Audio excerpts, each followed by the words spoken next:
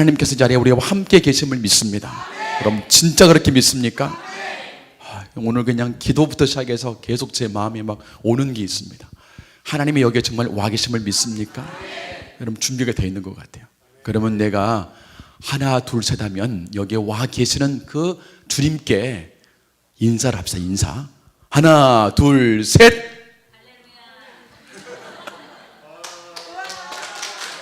우와, 박수, 박수, 야, 박수. 언젠가 저희 교회에 이렇게 목장 모임을 하면서 그렇게 물었어요. 우리 나중에 천국 가서 주님 다 볼 텐데 주님 예수님 만나면 뭐라고 인사하시겠습니까? 물어서 해가지고 우리 자매님은 주님 만나면 뭐라고 인사하시겠어요? 천국 가서 사랑합니다. 사랑합니다.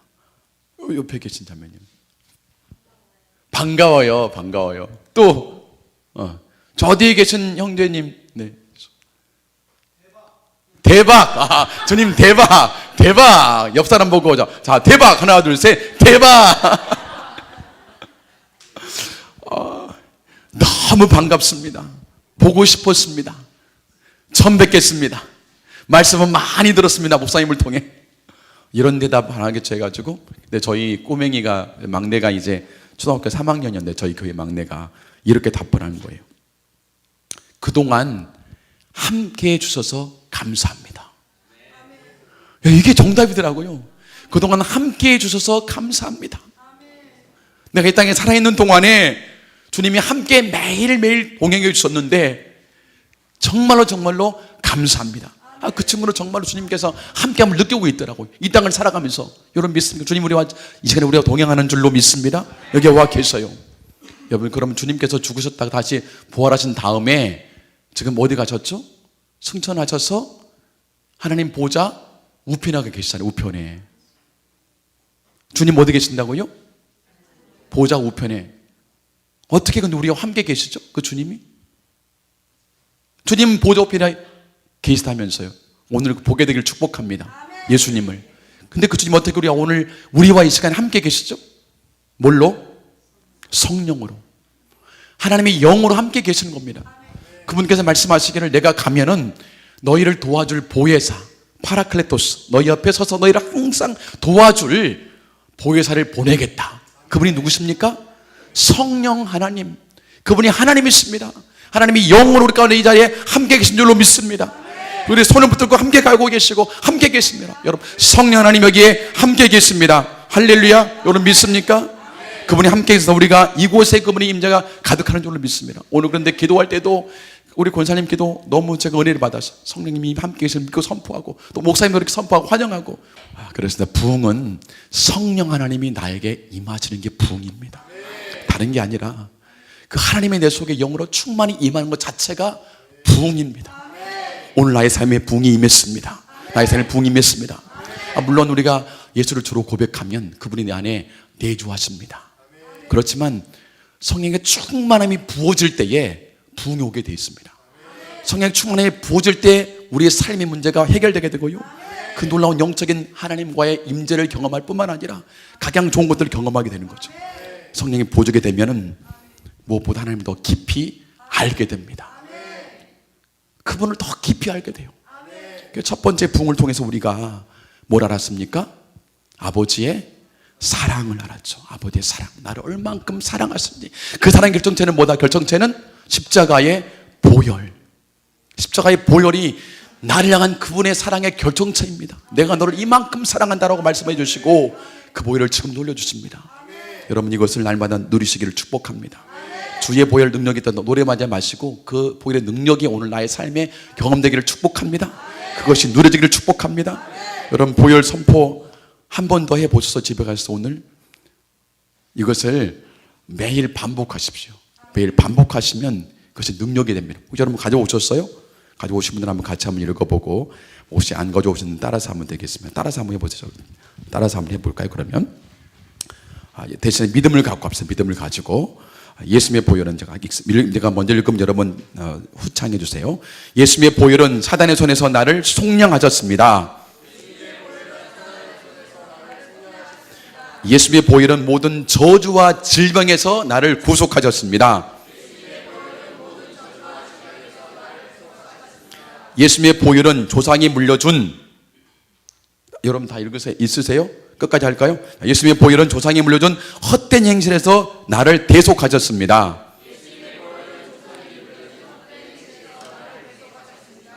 예수님의 보혈은 나의 영원한 나를 위해 영원한 속죄를 이루어 주셨습니다. 예수님의 보혈은 모든 죄에서 나를 용서해 주셨습니다. 예수님의 보혈은 모든 죄로부터 나를 깨끗하게 하십니다. 예수님의 보혈은 모든 죄에서 나를 해방시켜 주셨습니다. 예수님의 보혈은 모든 정죄로부터 나를 변호하셔서 나를 대적하는 마귀의 고소를 무효화하고 내가 결코 죄를 짓지 않은 것처럼 나를 의롭게 하십니다.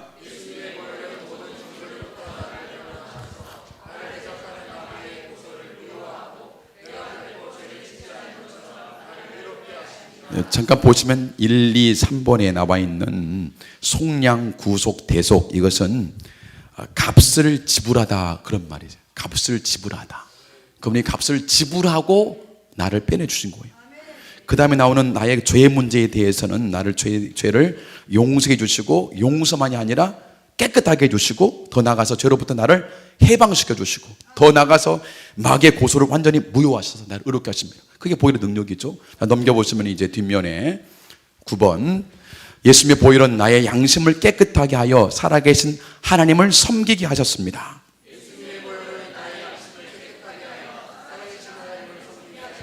내 죄로부터 해방만이 아니라 이제는 적극적으로 하나님을 섬기게 하시죠. 10번째, 예수님의 보혈은 나에게 하나님 아버지와 다른 사람들과 그리고 모든 피조물과도 평화와 화해를 누리게 하셨습니다.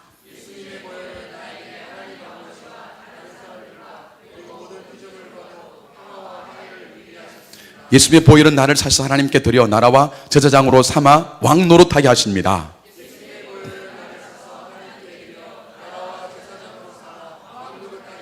네, 12번, 예수님 보혈은 내가 사탄과 그의 모든 권세를 이기게 하십니다.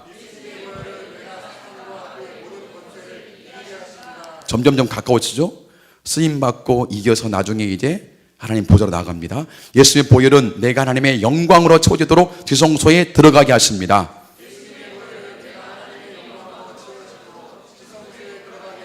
마지막 다 같이 시작. 예수님의 보혈은 내 옷을 씻어 하나님 보좌 앞에서 영원히 하나님을 섬기게 하십니다. 할렐루야. 이것이 보혈의 능력입니다. 누리게 되기를 축복합니다. 이게 첫 번째 부흥의 은혜들인데, 또다시 우리가 하나님의 부흥 성령을 경험하게 되면은 이제 두 번째 뭘 한다고요? 아버지의 마음을 알게 된다. 사실 사랑을 알게 하는 이유는 바로 두 번째에 있습니다. 이 하나님의 마음을 알게 하고자 그분이 사랑을 보여주신 거예요. 그분의 이 마음을 알고자. 사실 이것이 궁극적인 목적입니다.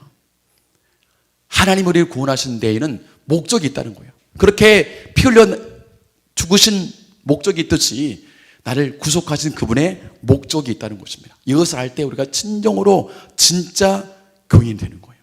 저는 이 경험을 하고 난 다음에 제 개인적인 간증으로 두 번째 거듭남이라고 저는 이렇게 표현합니다. 내 인생이 완전히 바뀌었어요.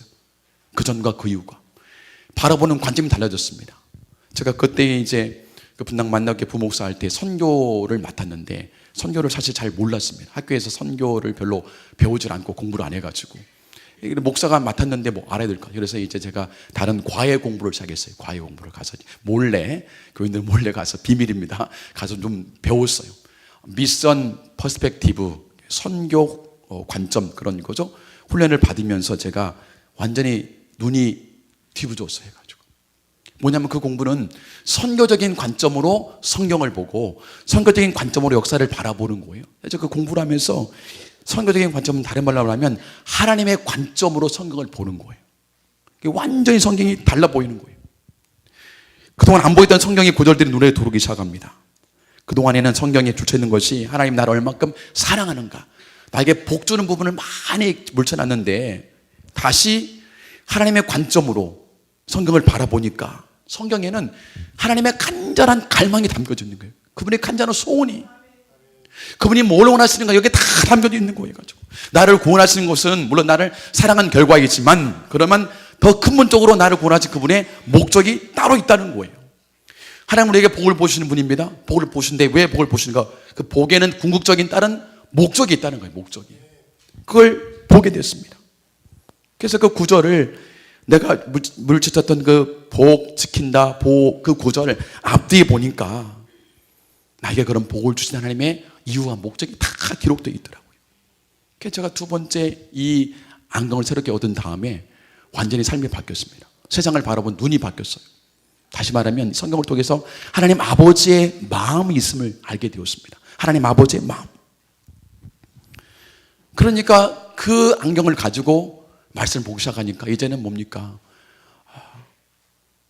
나를 사랑하신 하나님의 사랑도 감사하지만 나의 관심도 나에게 왜 그런 사랑을 주셨는가? 왜 그런 복을 주었는가라는 하나님의 관심, 하나님의 목적, 그분은 뭘 원하지? 하는 것이 계속 내 속에 들어오기 시작합니다. 그래서 내 인생의 목적을, 키를 다시 바꾸기 시작해요.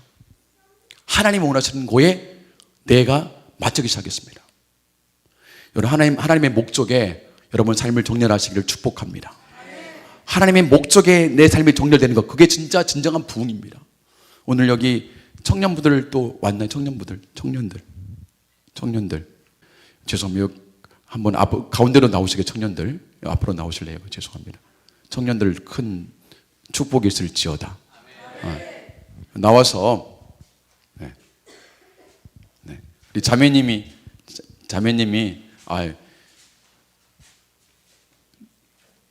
나오셨어요. 누가 제일 형님이세요? 누가 제일 언니? 누구예요? 우리 사원관사님이 기준 일렬 종대로 헤쳐모여. 군대를 안 가서 모를 때 빨리 알려주세요. 어떻게 하는지. 군대를 안 가, 일렬 종대로 헤쳐모여. 기준 헤쳐모였나요? 요만큼 오세요. 가운데만큼. 기준 일렬 종대로, 이걸 뭐래? 양팔 간격으로 좌우로 벌려. 자, 뒤로 좀 가세요. 뒤로. 오랜만에 해가지고. 자, 이 기준 삼으면, 정렬하게 되면은 이 기준에 따라서, 기준이 됐죠?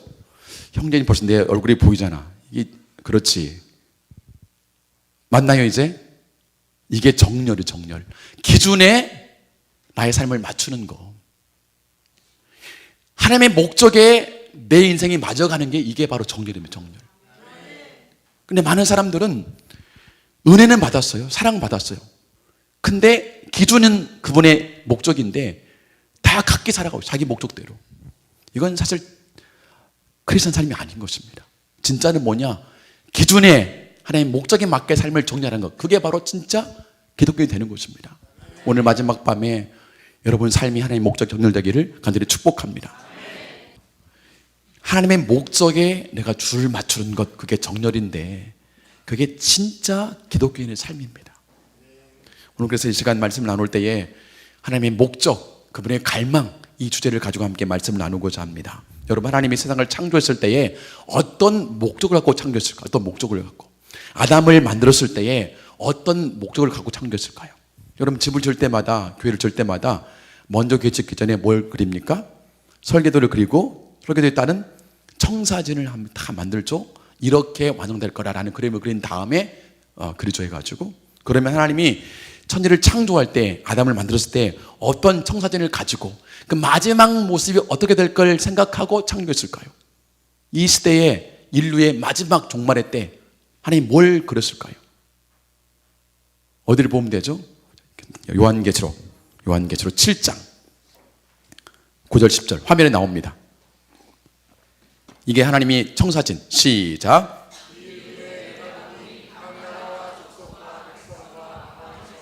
아무도 능히 셀 수 없는 큰 무리가 나와 흰옷을 입고 손에 종려 가지를 들고 보좌 앞과 어린 양 앞에 서서 큰 소리로 외쳐 이르되 구원하심이 보좌에 앉으신 우리 하나님과 어린 양에게 있도다 하니. 아멘, 할렐루야.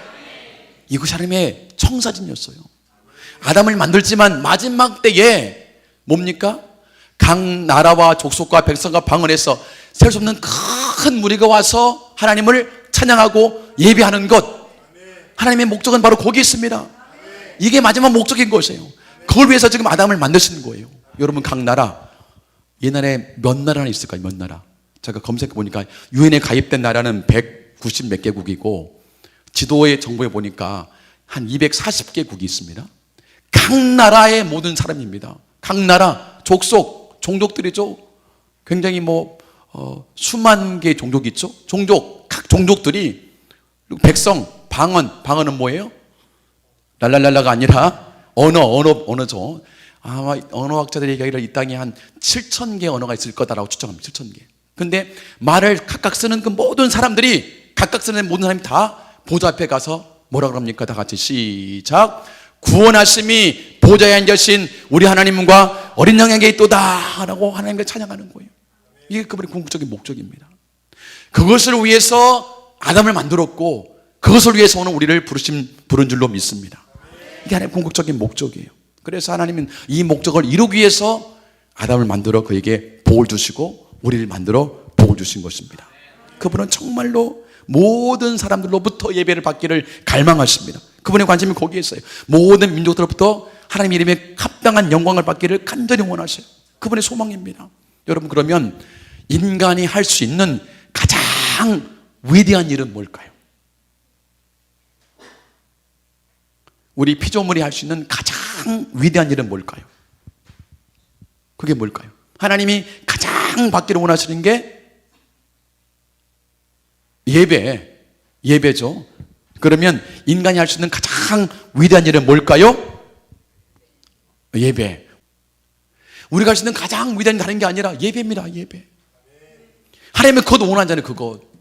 내가 예배 받기를 원한다. 여러분, 성경을 다 보니까 정말 하나님은 욕심쟁이세요. 내가 너희에게 예배 받기를 원한다. 영광 받기를 원한다. 내게 우상에게 영광을 뺏기지 아니하리라. 하나님의 갈망이 다 기록되어 있어요. 그 모든 게 여기에. 제가 사내 하나, 아들 하나, 맨 막내로 딸 하나를 키우고 있습니다. 딸. 제 분당에서 딸을 낳는데, 이 아들 둘 키우다가 딸 키우는 거 얼마나 재밌는지. 그 딸은 또 다르더라고요. 해가지고 퇴근하고 집에 돌아왔는데 어느 날 딸이 집에 갔더니 딸이 집에 없어요. 어디 갔냐니 앞집에 갔대. 앞집에 가서 놓고 와서, 나혜라, 아빠 왔어, 집에 가자 했더니 문 열고 나와요. 근데 앞집 아저씨의 품에 안겨 있는 거야. 집에 가자, 나혜라 그랬더니 멀뚱멀뚱 쳐다보고 있는 거예요. 가지고 아빠 와서 집에 가자 했더니 싫어 그러는 거예요. 아빠야, 집에 가야지. 싫어. 나혜라, 아빠 왔다니까 가야지. 집에. 싫어. 우리 아빠 아니야. 그러면서 그 앞집 아저씨한테 볼에 뽀뽀라고 날린 거. 뽀뽀라고 해서 안기면서. 만약 그랬다면 내 마음이 어떻게 됐어? 내 마음이 난리 나죠. 이건 사실이 아닙니다. 그런 적 없습니다. 하나님은 우리들로부터 예배 받기를 원하시고, 그 아빠 하나님은 아파하고 안기기를 원하시고, 아파하고 소리치기를 원하시고, 그게 예배잖아요. 예배. 그래서 영광을 뺏기기 싫은 거예요. 하나님께서 우상에게. 여러분, 왜 하나님 그렇게 우리의 예배 받기를 갈망하실까요? 왜 하나님은 우리의 예배 받기를 갈망하실까요? 예배를 통해서 그분께서 영광을 받으십니다. 이름에 합당한 영광을 받으십니다. 뿐만 아니라 그것은 사실은 우리를 위해 그렇습니다. 우리를 위해. 여러분, 인간들은, 피조물은 예배라는 대상을 닮아가게 돼 있어요. 우상을 예배하면 우상을 닮아갑니다. 실제 그래요. 그럼 우리가 하나님을 예배하면 누구를 닮아갈까요? 하나님을 닮아가겠죠. 하나님 닮게 하기 위해서 나를 예배하라. 나를 예배하면 너희가 나를 닮아갈 거라고 말씀하시는 거예요.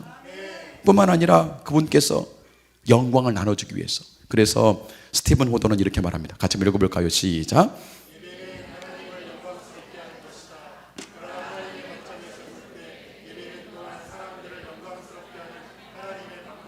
영광, 이것은 하나님께만 해당하는 단어예요. 빛남, 아름다움. 근데 우리가 하나님을 예배할 때에 하나님만이 영광스러울 뿐만 아니라 그런 예배는 우리들을 다시 영화롭게, 영광스럽게 만들어주는 거예요.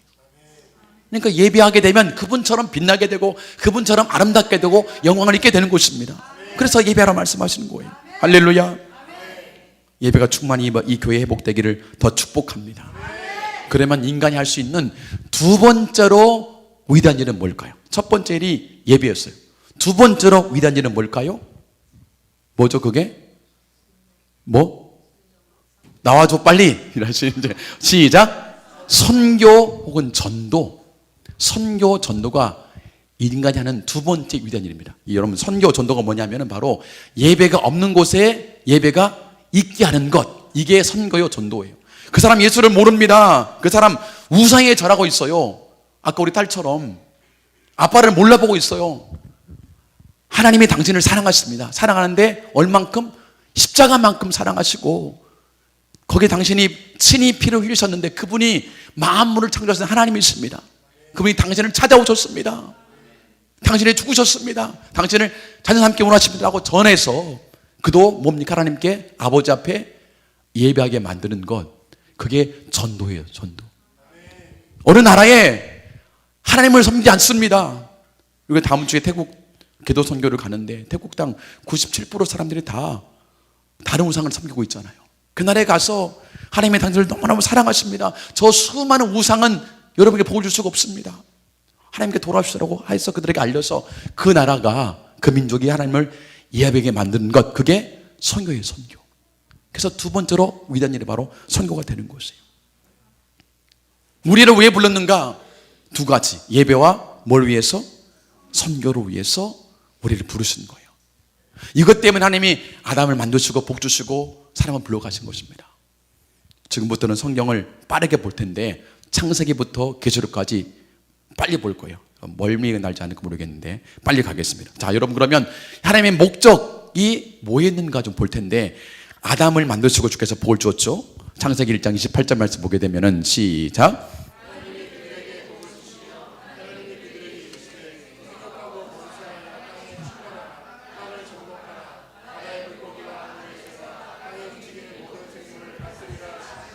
왜 이런 복을 생육하고 번성해라 왜 이런 축복했을까요?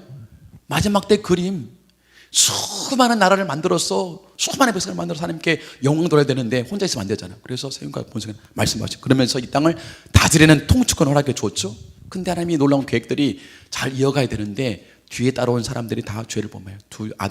가인부터 살인하게 되고 나중에 노아 때는 뭐합니까? 다 시집가고 장가고 다 죄된 일이 바쁩니다. 하나님께서 그래서 홍수로 다 인류를 멸망한 다음에 누구를 구원해내시죠? 노아의 가정. 다시 노아에게 말씀하십니다. 9장 1절 시작.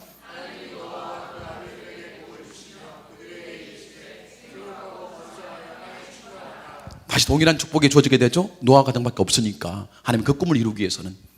그런데 인간이 뭐합니까?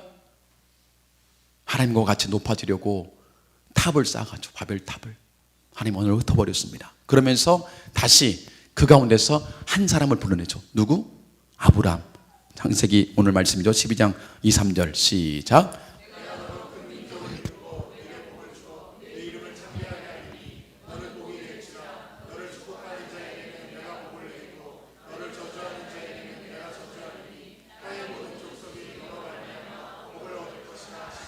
아브라함에게 세 가지 복을 주어 내가 너에게 땅을 주겠다. 가나안 땅. 내가 너에게 자손을 주겠다. 내가 너에게 형통의 복을 주겠다 말씀하시죠. 그런데 이런 복을 준 하나님의 목적이 있습니까? 목적?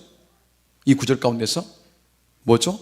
빨간 글씨 이는 있죠. 이는 뒤에 있으면서 땅의 모든 족속이 너로 말미암아 복을 얻을 것입니다. 하나님에게 아브라함에게 그런 복을 주신 이유가 땅에 있는 모든 족속이 아브라함 때문에 그런 복을 얻게 하기 위해서 하나님이 그에게 현재 이 복을 준다는 거예요. 우리에게 주는 모든 복에는 하나님의 그분의 목적이 담겨져 있습니다.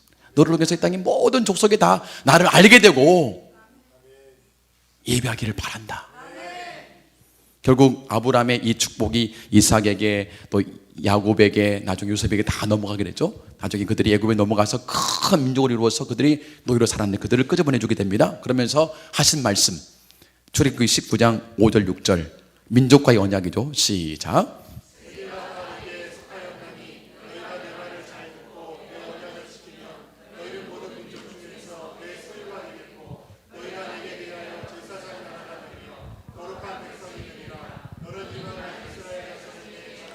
네, 내 소유가 되고 나의 특별한 자랑거리 그리고 제사장 나라가 되게 하겠다.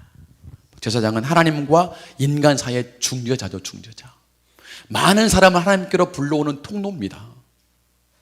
그래서 너희 이 민족을 통해서 다른 수많은 나라들이 나를 알게 되기를 소망한다. 하나님 이런 목적 때문에 그들을 끄집어내 준 거예요. 그들이 물론 노예 생활이 힘들고 주님 살려주세요 라고 하니까 불쌍히도 보냈지만 더 큰 목적은 그들로 하여금 열방의 모든 나라 가운데 제사장 나라 삼기 위해서 불러내신 것입니다. 이것을 잘 감당해야 되는데 그들 잘 감당하지 못하게 되죠. 말씀했지만 그렇게 말씀해도 하나님께 돌아오지 못하고 우상을 숭배하고 돌아오고 또 못 돌아오고, 그래서 그들이 이제 멸망하게 되죠. 그 다음에 주님께서 이제 당신이 친히 땅에 찾아오셔서 다른 방식으로 사랑해 주시고 다른 세대를 일으킵니다. 그게 바로 믿음의 세대죠. 주님이 십자가신 다음에 부활하시려고 부활하신 다음에 승천하시기 전에 하신 말씀이죠. 마태복음 28장 말씀 시작.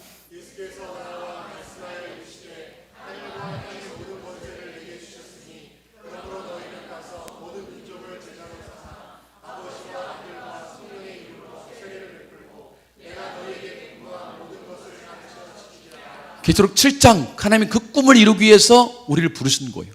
그래서 너희가 모든 민족으로 제자를 삼으라고 말씀하시는 거죠. 하나 더 읽을까요? 베드로전서 2장 9절 시작. 그러나 너희는 택하신 족속이요 왕 같은 제사장들이요 거룩한 나라요 그의 소유가 된 백성이니 이는 너희를 어두운 데서 불러내어 그의 기이한 빛에 들어가게 하신 이의 아름다운 덕을 선포하게 하려 하니. 제사장 삼아서 우리를 하나님의 그 덕을 선포하도록 하기 위해서 우리를 구원했다는 것입니다.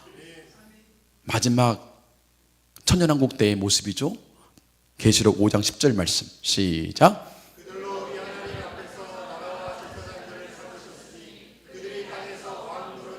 왕 노릇하게 하기 위해서 우리를 부르셨다. 마지막 우리를 신부 삼아서 하나님은 그런 목적을 갖고 창조를 했다는 것입니다.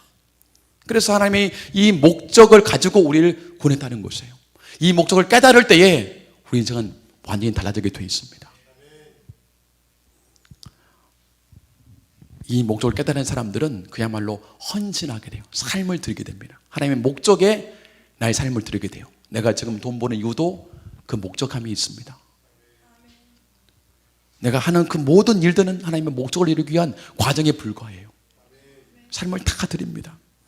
여러분, 우리나라 조선 땅 완전히 버려진 땅이었죠. 해가지고 그 조선 말기에 세계 강대국들이 계속 침략해 들어오는 그 시즌 가운데 하나님의 나라에 복음을 들어오게 하시죠. 해가지고 양화진 가게 되면은 거기에 선교사들의 묘원이 있습니다. 거기에 가장 먼저 묻힌 선교사, 저기가 나온 저분이 이제 존 헤론이라는 선교사님의 무덤인데, 이분은 미국 테네시 의과대학의 수석 졸업자였어요. 수석 졸업자. 졸업하면은 그 대학의 교수가 되는 겁니다. 근데 조선 땅 얘기 듣고 난 다음에 그가 반응하기 시작해요. 내가 하나님의 목적을 이루기 위해서 조선 땅 사람들도 하나님께 예배하기 위해서 내가 가리라 마음을 품고 일본으로 건너오게 됩니다. 일본에 와서 기다리는데 이날에 갑신정변이 일어나서 잠깐 머무는 사이에 우리 자리하는 아펜젤 언도가 먼저 들어온 거예요. 원래 이 사람이 먼저 왔는데 2달 후에 나중에 왔다가 이 땅에 와서 우리가 잘 아는 광해원, 제중원 2대 의사가 되어서 의사로 섬기면서 많은 사람이 복음을 전하게 되죠. 그래서 왕실만이 아니라 서민들도 치료해 주면서 그가 나중에 5년 사역하다가 이질로 사망하게 됩니다. 그래서 그가 죽게 되자 이제 묻을 땅이 없으니까 고종이 하자한 데가 그 양화진이었고 저게 처음으로 묻히게 됩니다. 여러분, 의과대학 교수할 사람이 하나님의 목적을 알기 때문에 온 거예요. 해가지고 그 아래 내려가면 여자 선교사님 1907년도 25세의 나이로 이 땅에 왔습니다. 25살 있어요? 여기는 없습니까? 근데 와서 8개월 동안 한글을 배우면서 그 한국 우리 어린이들을 돌봐주게 되죠. 그런데 8개월 만에 풍토병으로 죽게 돼요. 저기 묻히면서 저게 저분의 비명이에요. 비명. 영어로 써 있는데 여기에 이런 내용입니다. 내게 1000개의 목숨이 있다면 그 1000개 모두 다를 이 조선을 위해 바치고 싶다. 1000개의 목숨을 다 드리고 싶다는 거예요. 하나님의 마음을 알았기 때문에 삶을 다 드린 거예요. 하나님 마음을 진짜 알게 되면 우리가 진짜 헌신하게 됩니다. 계속 주님의 그 목적을 위해서 내 삶을 드리게 되는 거죠. 여러분, 이 땅의 마지막 때가 되면은 누가 오십니까? 누가 오시죠? 주님이 오시죠. 주님이. 언제 오십니까? 주님이 언제 오시죠? 언제 오시죠? 아무도 모른다. 그러나 힌트는 알수, 힌트는. 자, 마태복음 24장 14절 말씀 같이 읽어보겠습니다. 시작.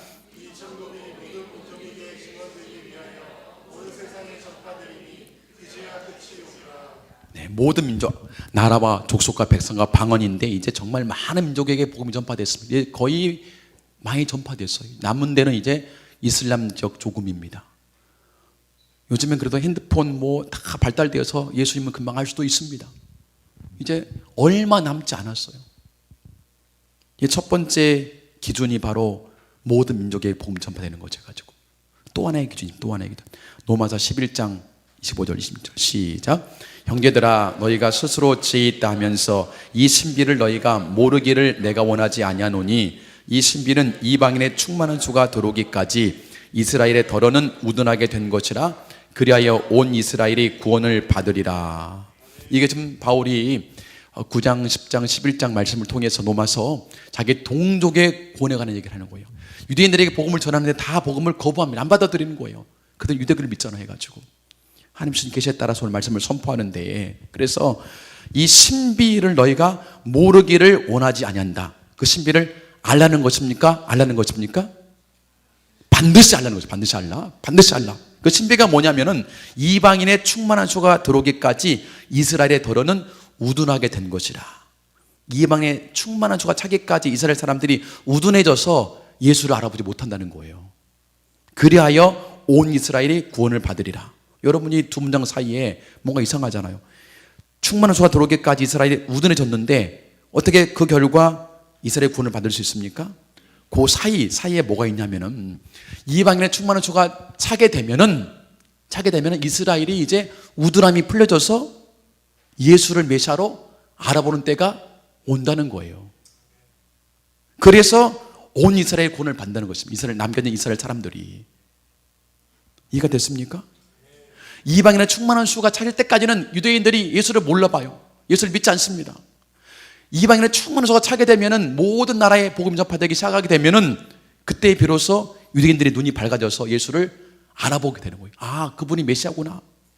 주님이 믿게 되는 때가 온다는 것이에요. 여러분, 지금이 그때가 됐습니다. 여러분, 이스라엘 나라는 AD 70년에 역사에 다 사라졌습니다. 로마에 의해서 완전하게 이제 예루살렘 성이 다 무너지게 되므로 흩어져서 역사에서 이스라엘 나라는 없어졌습니다. 그러다가 1948년도에 그 땅 그 자리에 이스라엘이 세워졌어요. 유대인들이 돌아오게 되었습니다. 하나님의 말씀이 이루어지기 시작했어요. 그 땅에서. 그래서 그 이스라엘 사람들, 유대인들이 이제 지금 뭐하냐? 지금 예수님을 알아보기 시작했습니다. 아, 그렇구나. 우리 조상들이 죽였던 그 예수가 하나님이 보낸 메시아였구나 라고 알아보면서 예수를 믿기 시작했다니까요. 제가 이번에 가서 보니까 굉장히 많은 사람이 더 믿기 시작했어요. 예수를 더 많이 믿었어요. 제가 지난 9월 말에 10월 초까지 해서 이스라엘 다녀왔었는데 거기에서 전 세계 150개국의 기독교인들이 함께 모여서 그 성지에서 다시 오실 주님을 찬양하고 예배했습니다. 그리고 그 유대인들이 눈이 밝아져서 예수님을 속히 믿게 해달라고 기도하는 일들을 했어요. 잠깐 그 영상 볼까요? 그때의 모습인데 한번 잠깐 보겠습니다. 그때에 저기는 이제 저기가 성전산 앞입니다. 저 아래쪽에는 성경에 나와 있는 미문이라는 데인데 미문 위. 저기에서 세계 150개국 기독교인들이 모여서 예배를 하는 거예요. 하나님은 찬양합니다.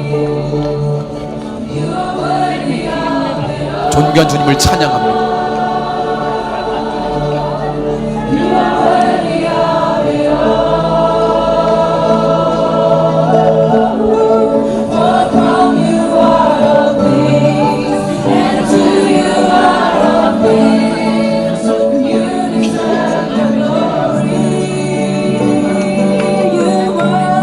아래쪽에서는 유대인들이 그 성전 서쪽 벽 아래에서 계속 기도해요.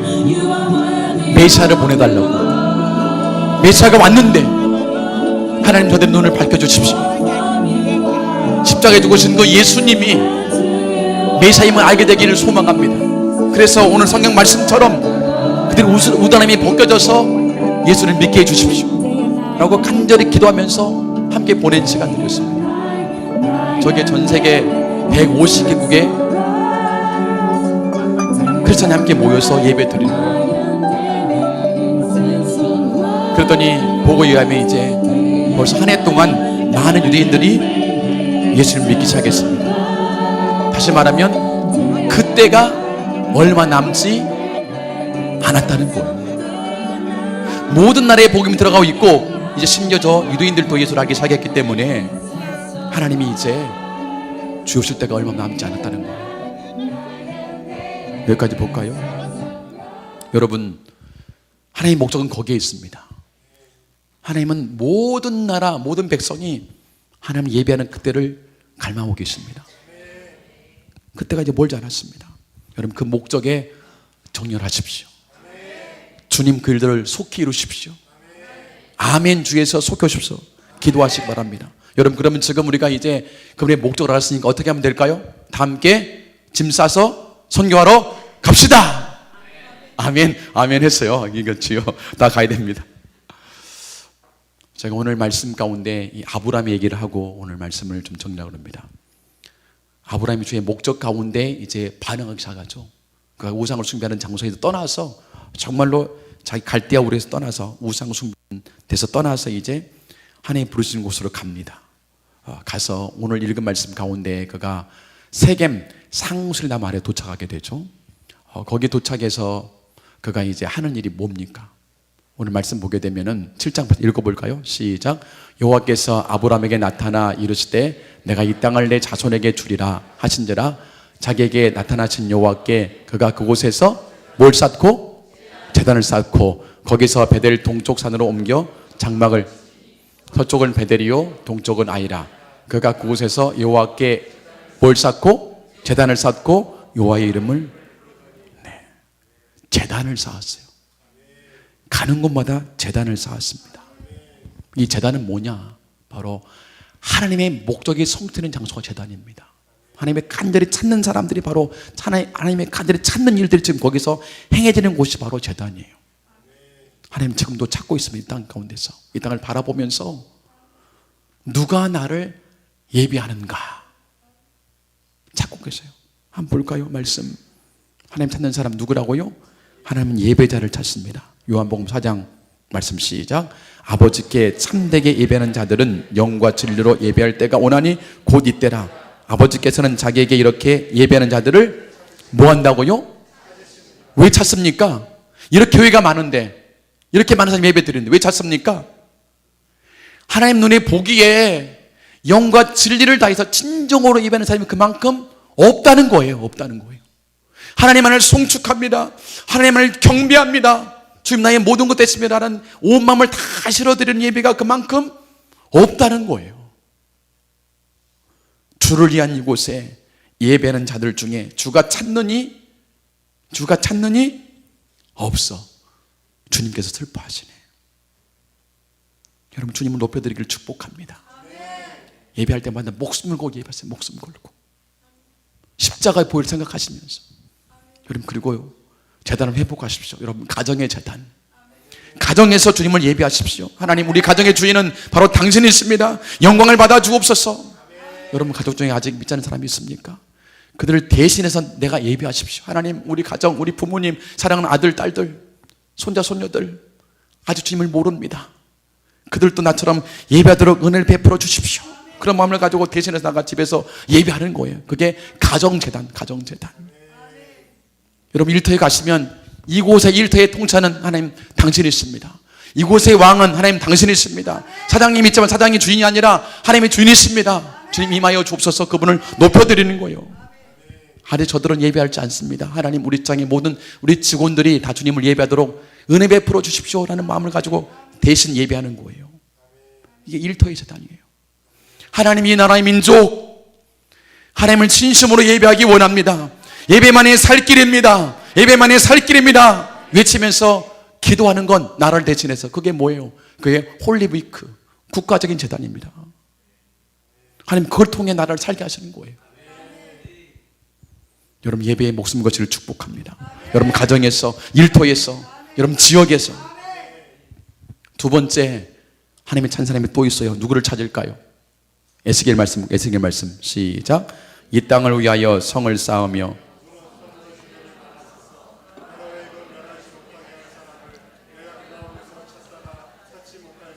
하나님 누굴 찾았대요? 성 무너진 데를 막아서서 나로 하여금 멸하게 하지 못할 사람. 에스겔 말씀은 남유다가 망하는 때 선포된 말씀이잖아요. 남유다가 이제 망해가는 그 순간 하나님이 누구를 찾으셨어요? 하나님 잠깐만요. 이 나라를 주님 멸하지 말아 주옵소서.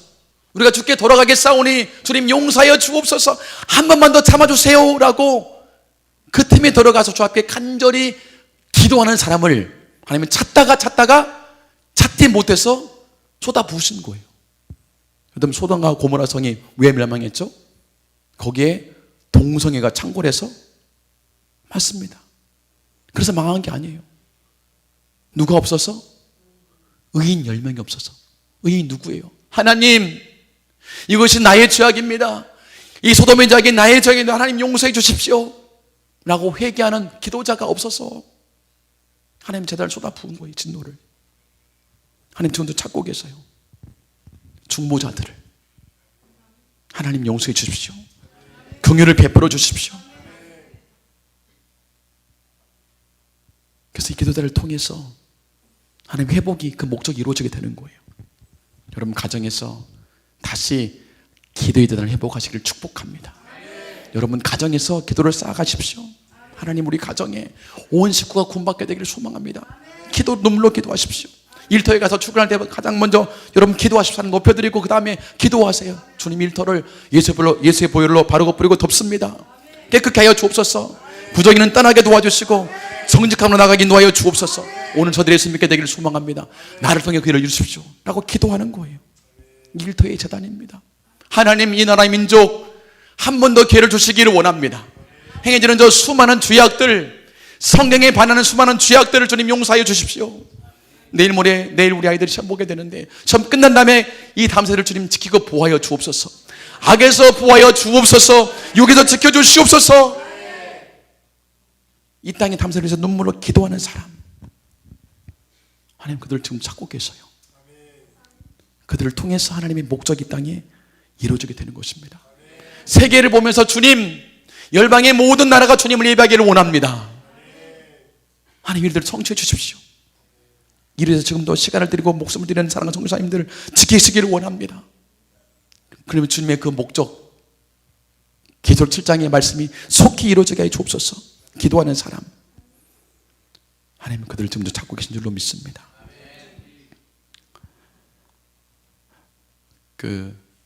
이제 개척한 1년 됐잖아요 해가지고 작년에 하나님이 그런 마음 막 저게 보시는 거예요. 그런 교회를 세워가라. 그런 교회를 세워가라. 다른 것에 목숨 걸지 않냐고 정말 예배하고 기도하는 일에 쉬지 않고 예배하고 쉬지 않고 기도하는 그 일에 더 헌신해라. 주신 말씀이 이사야 62장 6절 7절 말씀입니다. 한번 같이 읽어볼까요? 시작. 예루살렘이여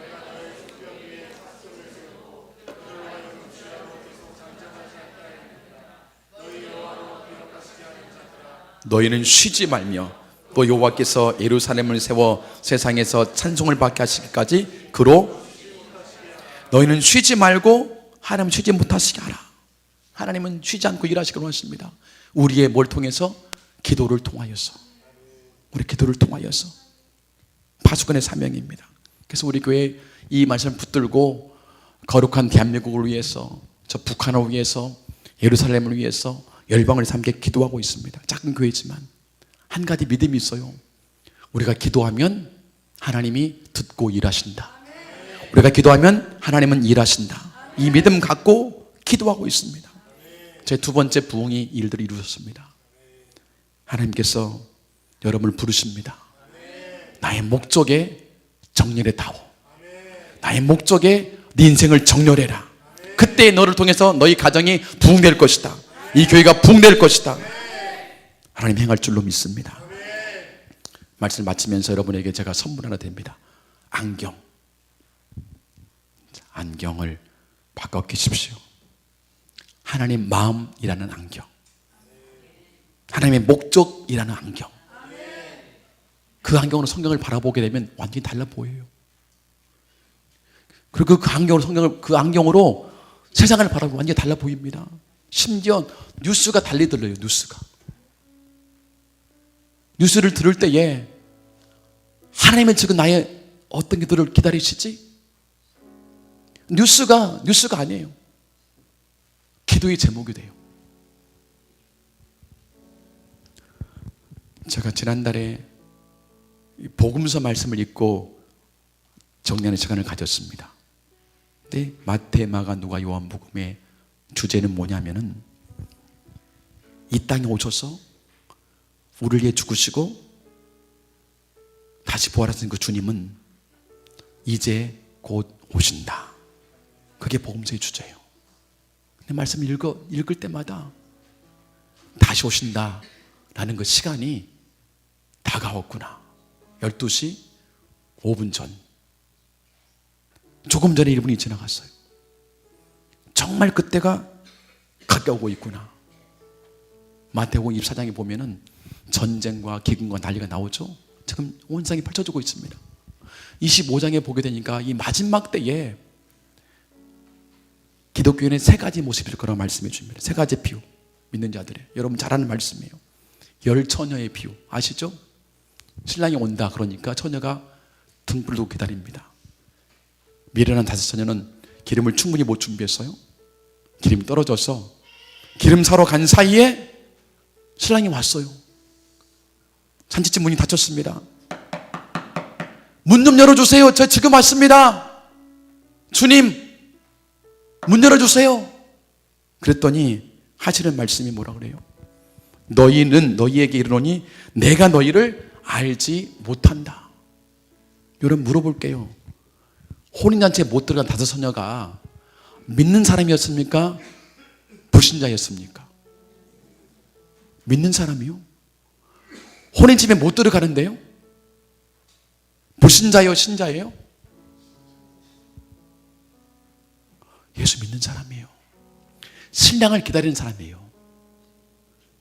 근데 마지막 그때에 주님이 말씀하시길 나는 너를 모른다는 거예요. 교회의 절반이 그렇다는 거예요. 마지막 때의 모습입니다. 두 번째 비유가 달란트의 비유. 5달란트, 2달란트, 1달란트 주시죠. 1달란트 받는 사람 땅속에 묻어둡니다. 나중에 다시 드렸죠. 주님 뭐라 그럽니까? 자, 그대로 읽어볼게요.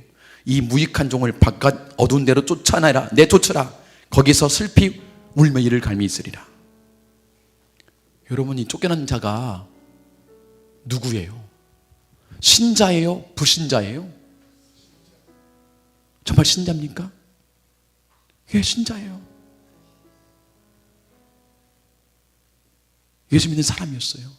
그 다음 비유가 나옵니다. 양과 염소의 비유. 오른쪽에 양들을 두시고 아버지께 복받을 자들아 이 나라를 상속하라.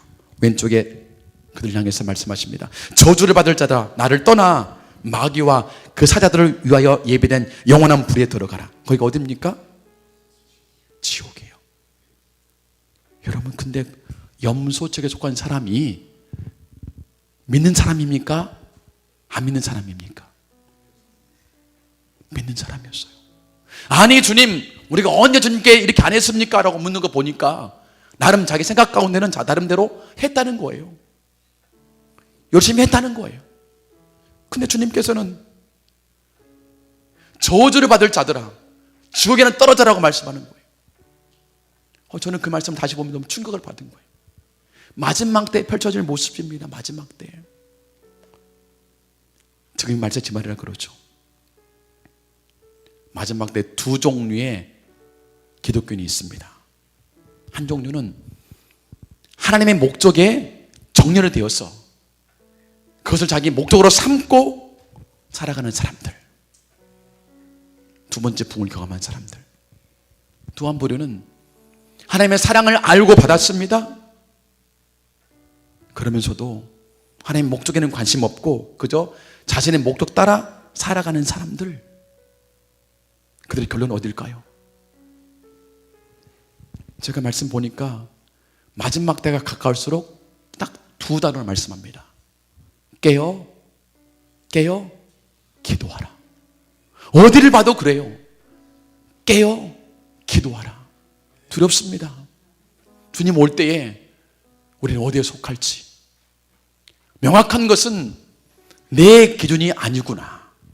이 정도면 되겠지. 이 정도 하면 되잖아요, 목사님. 내 생각이 아니구나. 기준은 뭐다? 말씀이요, 그분이구나. 말씀이요, 그분이 기준이 될 때에 비로소 우리가 그분과 함께 들어가겠구나. 여러분, 주님의 목적에 정렬하시기를 축복합니다. 이 교회가 주의 목적에 정렬되어서 깨어 기도하는 게 되기를 축복합니다.